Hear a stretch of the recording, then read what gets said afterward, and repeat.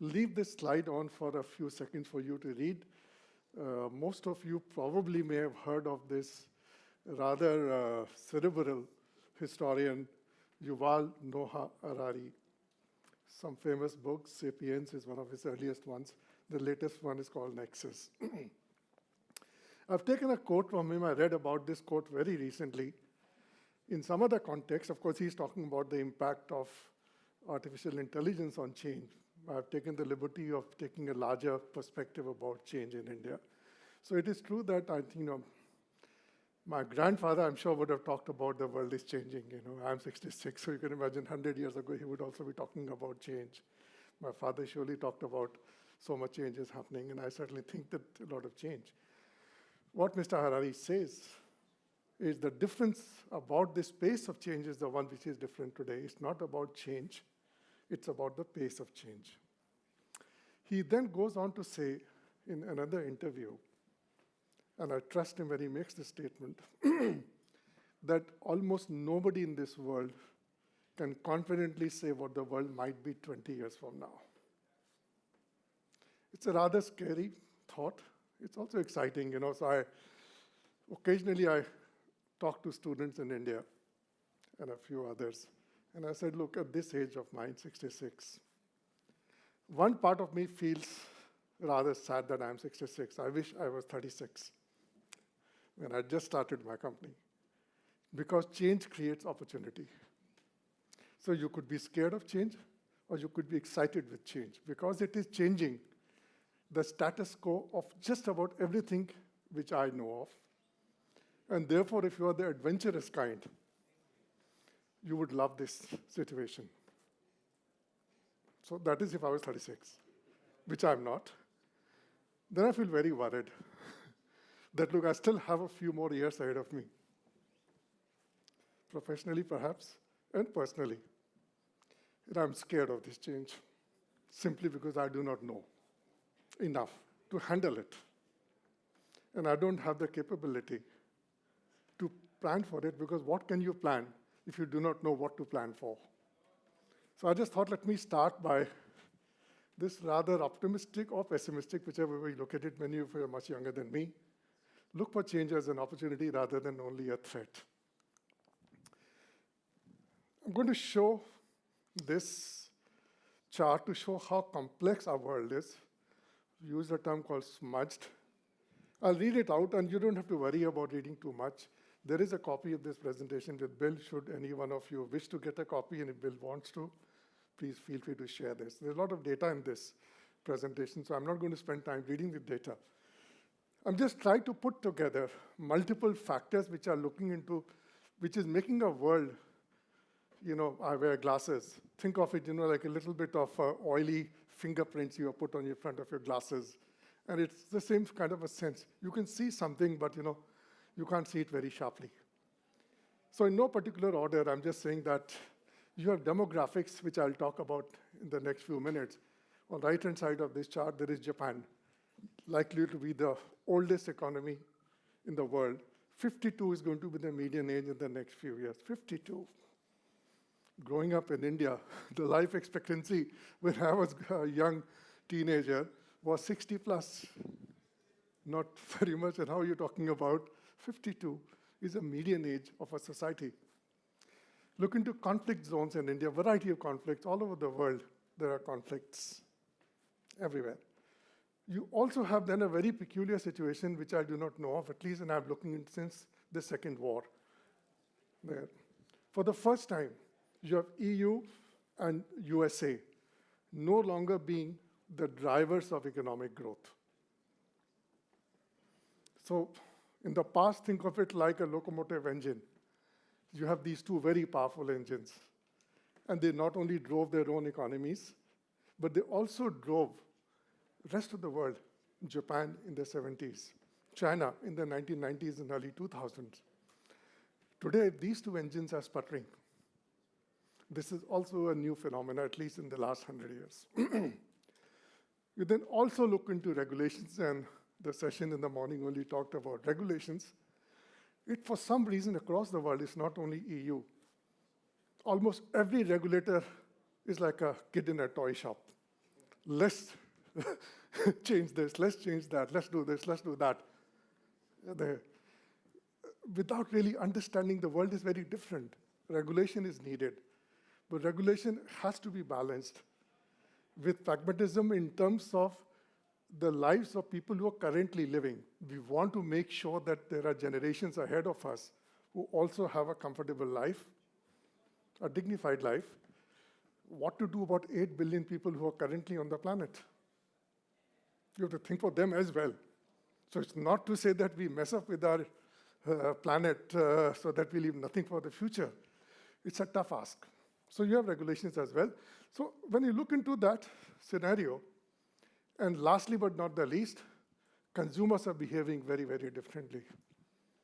Most of my companies work for the last 33 years, 34 years, is from demand side to identify opportunities. I'm failing in so many areas at this age. This is one part I just don't understand enough about what the hell consumers want. They say something, they behave completely differently. And I have a slide to show their perspective on sustainability. You talk to a millennial, you talk to a Gen Z, of course we want to save the climate. What do they want to buy? No offense to anybody else, but they would buy a Uniqlo or a Zara and throw it in the landfill without thinking twice, or a Primark. This behavior does not correspond with what they say. So our world is getting smudged, so that's the kind of a world we have to navigate, our futures, both professional as well as personal. While there are multiple change drivers, I've just chosen 3 of them for the purpose of our conversation today. We all know that demographics is completely out of the whack. Just to give in perspective about demographic, why always begin in recent years, almost any kind of a session, talking about demographics first. It's not about some people getting older, it's not about societies aging, it's not about the dependency ratios in terms of who will pay for the pensions. When there are very young people, there are other challenges as well. But demographics in our context is also to do with let me just talk about, consumption. This is for today's audience. Like I said, for a different audience, I would have used demographics in a very different way. Now, when you look back, not so far away, the year 1900, the total population of the world was estimated to about 2 billion people. Not too far away. You look into about 2000, 100 years, the world added another 4 billion people. 2024, since 2000, we have added 2 billion more people. Never in the history of humanity has so many people been added in such a short span of time. The resources, physical infrastructure of this planet has never been geared to take such a large proportion of people. But to complicate this further, the societies which actually were much later in their economic evolution are the ones which happen to have the largest populations currently and the largest growth in population there. And therefore, you see the challenge which the developing nations are having currently.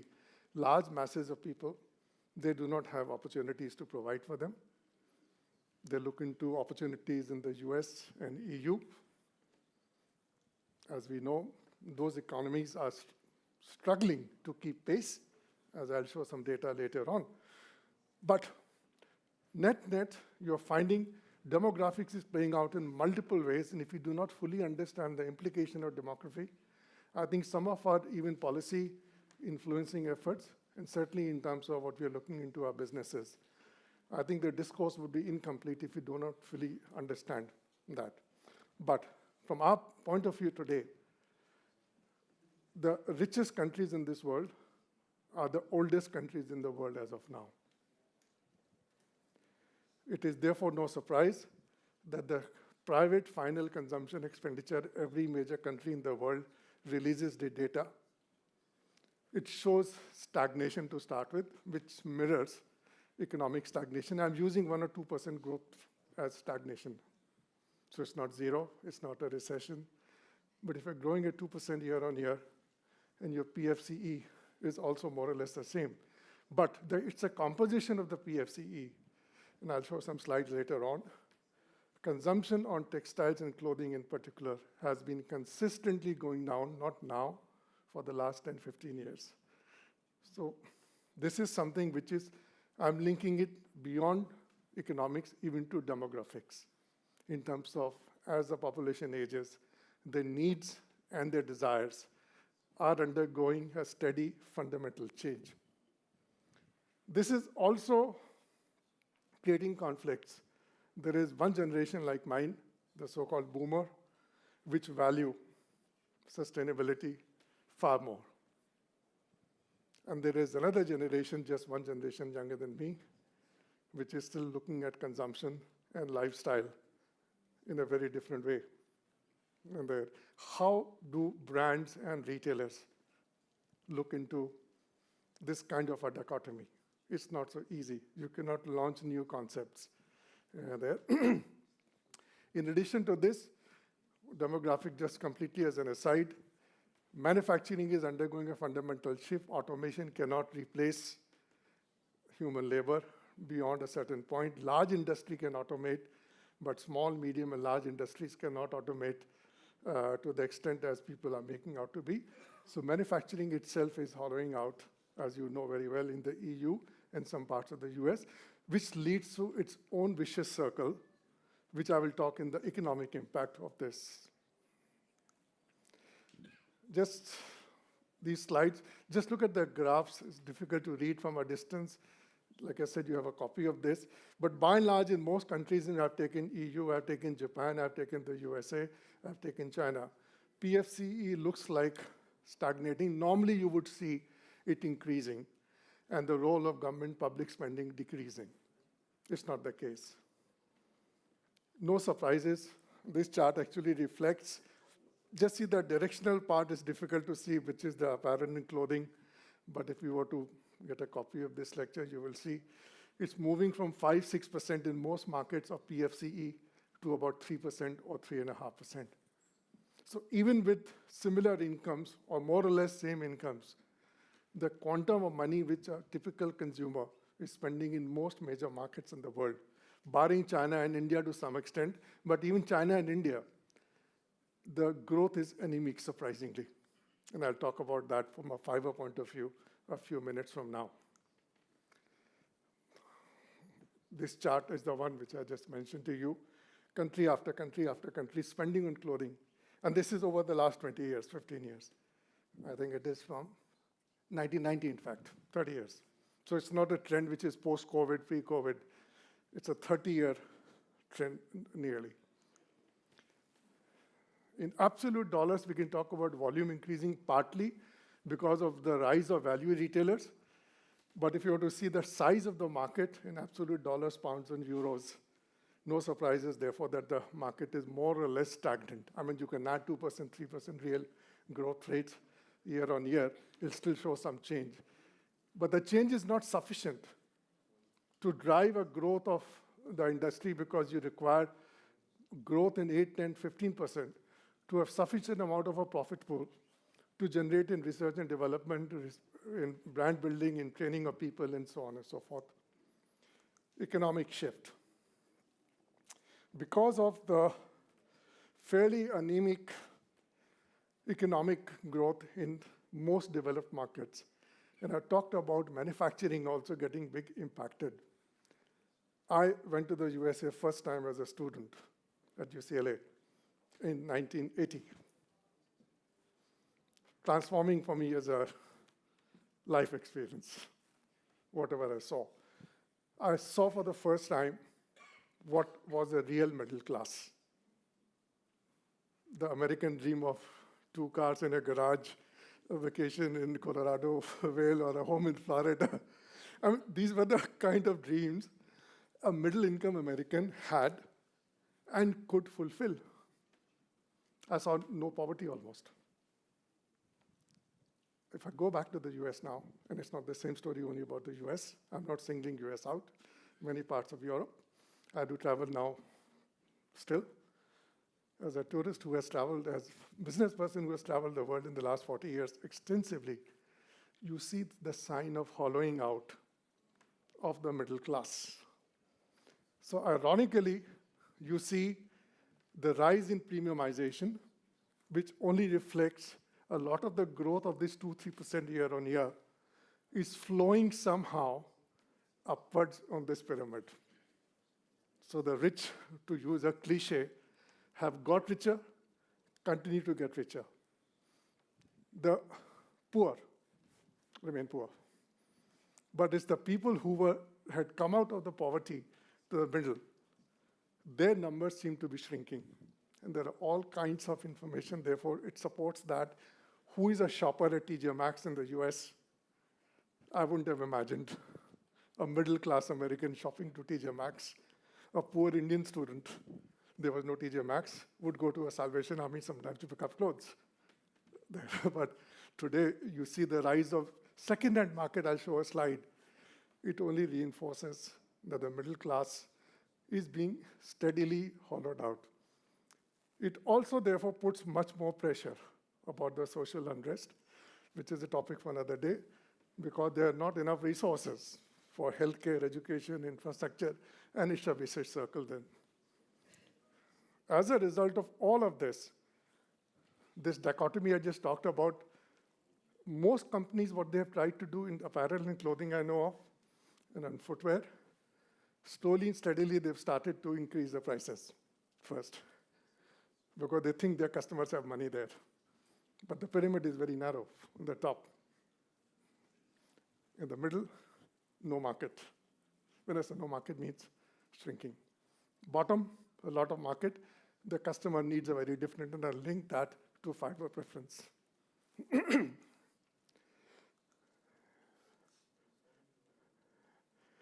So like I said, depressing landscape for apparel and textile sector. And by the way, this is for the entire value chain. It's not only the last mile, which is a branded clothing, fiber, yarn, fabric, all of this, the data does not look very encouraging in any part of the value chain. And therefore, the trades sitting in India get very amused. Indian apparel and textile associations, along with the Ministry of Textiles, we do have a Ministry of Textiles, every year come out with a pipe dream. Oh, we'll grow by 20%, 15%, we'll go by so-and-so to $350 billion, $400 billion economy. Same discussion, I'm sure, happens in Turkey, same discussion happens in Vietnam, same discussions happens in Bangladesh and elsewhere, Pakistan too, perhaps. The fact of the matter is there is no demand. When there is no demand, it's going to logically put pressure on the pricing. Governments will end up subsidizing even more than what they've done in the past. Much more trade distortion will take place. So it's a vicious circle again as far as trade is concerned. I'm sorry, I didn't want to make it very depressing, but so far, you know, when I look at the data, I wish I could change the data in this case. So on the left side of this chart, you see premium brands revenue seems to be holding up or growing. And the mass brands revenue is like, compared to others, moving very rapidly. It's the middle, which is the one which is showing very, very stagnation, in terms of growth. This is something which shocked me and surprised me. I have to confess, I knew there was a used apparel economy. I did not know how big this economy is currently in big up. Literally 1 week ago, a report was published. The credit has been given on this slide. It's free to download. I have a copy of this report. I was shocked to see that if you're looking into a global market in 2034 of about $2 trillion, the total clothing and apparel market, 10 years from now, 350 billion of that, almost 15%, will be from second-hand apparel. And some of the big brands in the world are the ones who are actually launching their own business for pre-owned apparel. So it's not the Gucci's and the Prada bags which may find a pre-owned or the watches as a pre-owned market. You're talking about clothing from value retailers or mid-market retailers. And so it has an impact for fiber. At the very least, if I were to just say that it's so obvious, that even if there is no growth or small growth, but consumers, because of economic pressure in this case, it's not because of sustainability, they want to buy more pre-owned apparel. Absolute demand for fiber, in this case, cannot increase. US alone, $73 billion of a market which is currently about 500 billion. So it's a very significant number. I was, like I said, the last person looks like in this industry to have known about this trend, but it seems it is being written about fairly extensively. And I would encourage you to have a look at it when you look into your forecasts about the fibers across the categories of fibers. By the way, a distressed consumer.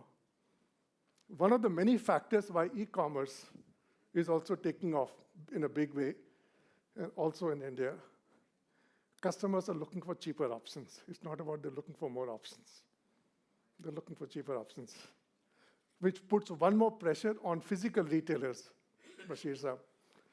Much more option that you have a retail ecosystem which has been built around a certain premise. Consumers say, I don't want to spend in one store and then go to the second store and the third store if I can go digitally and check out using filters, which is the best price for the product which I want to buy. So no surprises that e-commerce is also making an impact, but it is also depressing prices for the consumers and therefore for the industry. I'm not going to spend too much time on sustainability. We've already spoken about this. Some of these data points surprisingly were picked up, obviously, the first session as well. But regulations at this point in time where the consumer is very heavily stressed as far as money is concerned, we want to regulate even more. And the cost of this regulation is likely to flow through in terms of the price to the consumer. And I just leave it at that. I'm not saying good or bad. More regulations likely to make the lives of current customers a bit more difficult. I just mentioned younger consumers are reevaluating ESG priorities. Price has become, markets after markets after markets, probably the most important value on the basis of which they want to make a consumption decision. This is not only linked to clothing, but across categories. So, sadly, not a rosy picture, as you know by now. You have this data, so I'm not going to repeat that. Lifestyle also, because to a small extent, athleisure certainly makes a huge impact in terms of what people are buying and why they're buying and what they're buying. It supports man-made fiber in terms of the usage of the end apparel. And lastly, the oil economy is undergoing a very interesting change. China, this year, 50% of the energy needs, 50%, is through renewables. India's almost 80% of energy needs in the next 6 years will be from renewables. What it means, therefore, peak oil demand is likely to have come now compared to 2030. Aramco may not believe that, but looks like.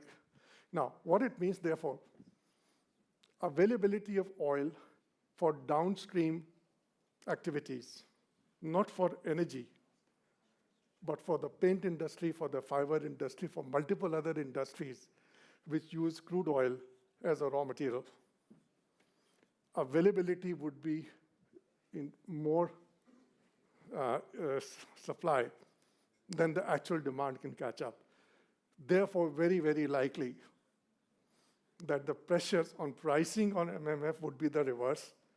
They're likely to become stable or cheaper because of oil having reached the peak demand, in contrast with cotton, which we spoke in the morning, and otherwise multiple headwinds. So I wish I had a solution. I tried really very hard to come up with some recommendations. The ones which I could put on this slide don't even look politically correct. To make a statement that I'll still make it, it's a closed group here. Is there a way that various countries, I'm not using the word OPEC, but probably it's the time to reduce the production of cotton in some controlled way, whatever way it could be done. Only then you can charge some kind of a premium. The premium cannot be charged by advertising only. I think those days are long over, no disrespect to the previous panel. Premium has to be by shortage. And there. That was the first, probably nonsensical recommendation I can think of making here. The second is, we have looked into, by and large, MMF, man-made fiber producers, as a competitor. Is there a possibility to collaborate with some of the biggest ones to find more innovative, collaborative use of cotton fiber and man-made fiber, which overall creates more value for the fiber producers rather than we compete with them? And largely, and we talked about in the morning, so I'm not going to repeat it, I think fast fashion is something which is damaging for the society and the environment. Fast fashion is also damaging, in my view, for cotton. Perhaps regulations, if at all, has to be put in terms of a minimum price or a cost of disposal of fast fashion, and a lot of man-made fiber probably will get impacted with the fast fashion compared to cotton. So thank you very much, ladies and gentlemen. You've been very patient to me.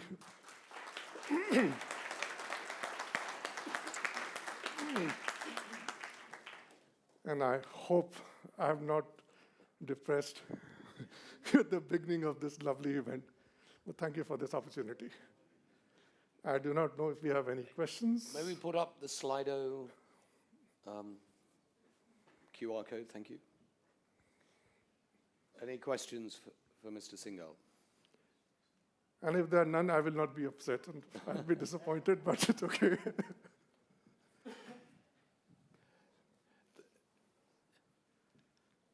Any questions that you used on Slido will come up on one of these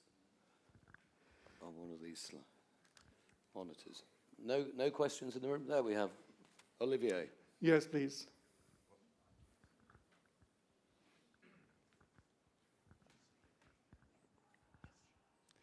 Hi, I'm Olivier from ITMF. You just presented a case for collaboration between man-made fibers and cotton. I was wondering if you can extend a little bit of what would be the possibilities, where there would be value added for cotton. So the thought is like this, that while cotton probably is going to be under more pressure for the reasons I have tried to articulate in this session, the situation is not likely to be much better for man-made fibers as far as clothing is concerned. In the reduced consumption, everybody struggles and suffers. The regulations, when you look into sustainability, are going to impact everybody, not only just cotton. You could push the ball a little bit more ahead, but man-made fibers also will get impacted with the regulations. So that was the thought, that is there a way for collaboration across fiber groups to say that, look, somebody's getting more impacted maybe now, but that doesn't mean that all of the fiber groups, man-made fibers in particular, will get an easy ride. This impact is going to impact almost everybody. And therefore, that was a loose thought, that how collaboration. Now, sadly, collaboration also means reduction in some production or something. It also means that, look, that's where I mentioned about cotton may have a natural property to make a blended garment a bit more sustainable than it's 100% man-made fiber-based. And that is the reason of making some of these comments.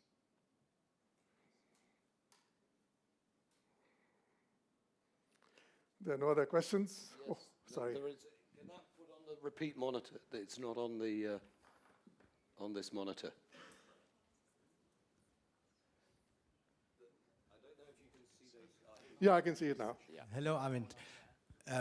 Good to see you. Thank you for the excellent presentation, the interesting slides.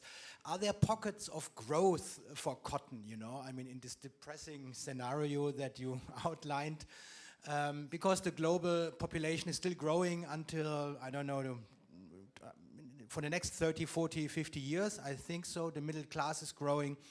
So even if the share of clothing and apparel textile products may be shrinking in terms of proportion in the expenditures of people, there is still growth. And is this growth stronger in some areas, let's say in India, you know, where middle class is still you know, in the early stage of development, and you are a cotton producing country. So I would hope that maybe India, which is a cotton dominant country still, even in consumption, you have some better news for India or similar countries. So maybe you can elaborate a little bit on that. Thank you.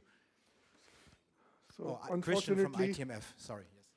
unfortunately, there are minor pockets of growth, but they cannot really move the needle, so to say, as far as the overall cotton economy is concerned. So that's why I've not identified them. There would be some. Home textiles still remains to be a stronger area. There is some consumption, which is still cotton dominant in that area. Many countries in the world haven't really looked into home textiles as a big opportunity other than the USA, and we might see some growth happening there. But it is only about 10% of the total fiber consumption. How much of that growth will move the needle, I'm not very sure. India. Okay, let me talk about population and growth rates.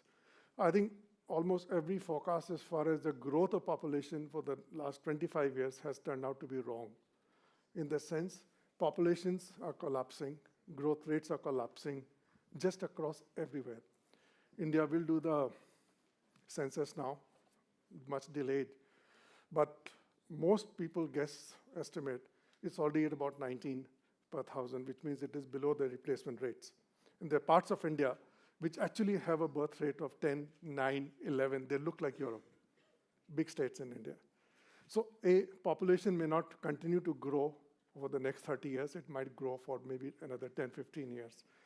Having said so, I've mentioned briefly, a lot of this growth is happening in parts of the world where the economic prospects don't look very good. A lot of Africa, for example, has very, very high birth rates, but they don't correspond to a purchasing power. Nothing looks like imminent that the economic futures of many of those countries are likely to see a big change. India, yes, certainly GDP growth rate looks like very good. We are a $4 trillion economy. It should become $10 trillion, I think, in the next 10 years or so. But for some reason, which I do not fully understand, Indian consumers also don't want to buy too much of clothing and apparel. So when we track consumption within India, the highest growth categories, double-digit, consumer electronics, consumer durables, travel, leisure, food services, jewelry, still, skin and beauty. Clothing is actually amongst the lowest, about 5%, 6%, whereas most other categories are 8%, 9%, 12% real growth year on year. So even India will not drive the fiber demand, despite having superior economics as of now.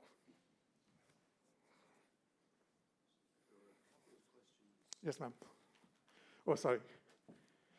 Let me just go by this first. How to reduce the pace of fast fashion while second-hand sales are increasing rapidly? I think regulation probably, to me, will be the single way. If you look into the Temufication and Shinification, and no disrespect to some of the guests from China, it's only increasing the penetration of ultra-fast, ultra-cheap fashion. Shein is already a multi-billion-dollar business. And if the US regulations allow you to get $800 or below goods without any import duties, it's a very simple way to put some slowdown through regulation. I cannot think of any campaign to reduce the spread of fast fashion, according to me. Clothing PCE is getting smaller percentile while total demand for fiber is increasing. Products are cheaper so yes. So at this moment, the demand for fiber, in particular manmade fiber, is increasing simply because we are looking for, one is fast fashion, second is cheaper clothing. Cheaper clothing, use and throw clothing, may temporarily give a spike. Within 4 to 5 years, even that spike, if the economic growth does not pick up in most major markets in the world, we may actually then see the growth of fiber mirroring the economic growth. That is my belief. Do you think total fiber consumption is going to increase with population? See, it's not zero, it's not shrinking. Some of these slides talk about a growth, but the growth is 2%, 3%. The growth is not 8% or 10%. Having said so, even within this, for specific companies and regions, the growth in capacity actually in terms of production is increasing more than what this is.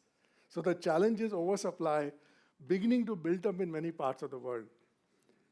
So fiber consumption will continue to increase. All of these slides show some increase, but it's very, very small. Hi, myself Vandana from Engelhardt. To your point, you kindly suggested that the farms, to get the right price and the premium, cotton acres need to go down. And we know that, that's what the natural response is usually when the prices are not paid, the acres go down. But then if we combine that comment with what the earlier panel suggested regarding the sustainability, if we put the cotton in a right way there, and given that how important this whole thing of sustainability going to be there going forward, and also combining the fact that the cotton is a natural product, it's an agri-product, it's based on the agricultural land, right? It's a limited supply. So in a way, it has a good chance, and it probably much better chance than the other fibers if it is put in the right way. What do you think of that? You could be probably right. I certainly have no expertise on Africa, the 5 countries which were talked about in the earlier presentation. I can only speak about countries like India for sure. The areas which grow cotton, India is one of the largest producers of cotton, as you know. Stress of water is already very high. The stress on availability of land is very high because of urbanization. And actively now, at least Indian planners are thinking of moving away even from 3 specific crops: cotton, sugarcane, and rice. But sustainability actually is coming into play there in terms of the overall water resources available versus the same land being used for something else. And you import your rice maybe from Far East where water is not so much of a challenge. So net, to build a case, at least from countries like India, especially Pakistan, I do not know, to build a case that cotton is the only panacea to sustainability as far as clothing is concerned, I'm not sure how much of ice it can cut. With specific countries I can talk about, India certainly not cut. And the farmers are moving in any case to more value-added products, even in India. Well, of course, please. One thing you did not mention was the climate change, which will affect the cotton crop much more than, and it is affecting, and it is having volatility in the prices as well. So this could, in the short term, create that shortage in cotton, which could increase the prices, which you were mentioning. So this is one thing which we feel, and also, like in Pakistan, already the crops are going down because other crops are more profitable too, like maize and corn, and a lot of other crops are doing much better. Their profitability is 40% more. So people are trying to change over and change the crops. So I agree with you that cotton will get less, and my personal feeling is also that unless the polyester and cotton people get together, I don't think we alone, and by trying to use more cotton, will be able to increase the consumption of cotton. So our only hope is that we start building, but it's very difficult because China is 50% or more of, maybe 60% of polyester producers. So how do we make a collaboration with them? not easy. It's going to be very difficult. So this is a big challenge. So how do you see that we improve our relationship with China and manage this with the cotton? That's something which I think we should start thinking about. Yeah, point very well made. The only comment I would make is that while there could be external factors which might reduce production of cotton in the short term, I think the recommendation was a little bit more well thought through, like OPEC does at times, that you decide how much can market absorb, but just a little bit of less than that is the one which allows you that extra 5-10% premium, which can pay for multiple lobbying and multiple R&D and so many other efforts. We need to generate a bigger profit pool, not the subsidy pool of the governments in various parts of the world. That is not sufficient, unfortunately. Ladies and gentlemen. Hello, I've just got one more. Yeah, please, I have actually it's not so more much time. a question, more of a suggestion. My name is Ema McDonough. I'm from AgriDirect Australia. Research into cottonseed and value adding to the crop is also something I think that the industry should consider. If we can add performance to the actual fibre, so instead of having the 2% elastin in jeans, we could have 100% cotton in jeans.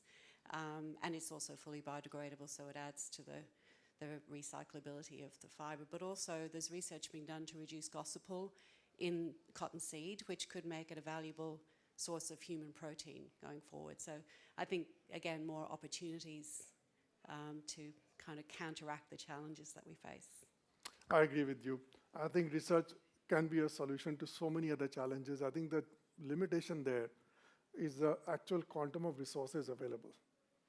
So if you see, again, the kind of money which is allocated for research, say, in cotton, versus money available for genetically modified various other kinds of agri-products which may better meet the needs of hunger, or money spent for biotech and health in a different area, the total pool in terms of money available from government agencies or private companies is still finite. So what you're saying is absolutely right, but I'm not very sure how much actual resources can be made available. It should be made available. That's not a question. How much will be available is my worry. Mr. Singhal, thank you very much for that very incisive, detailed, well-researched and well thought out and superbly well explained tour de force about the textile industry and the impact on all of us in natural fibers. So change is the theme that I take away from this, and there are many drivers of change. Thank you for helping to explain those so clearly and for adding so much value to our trade event. Thank you. Well, thank you so much. And once again, thank you all very much. Thank you, Bill. Thank you, Bashir Sahab. Thank you, ICA. And you have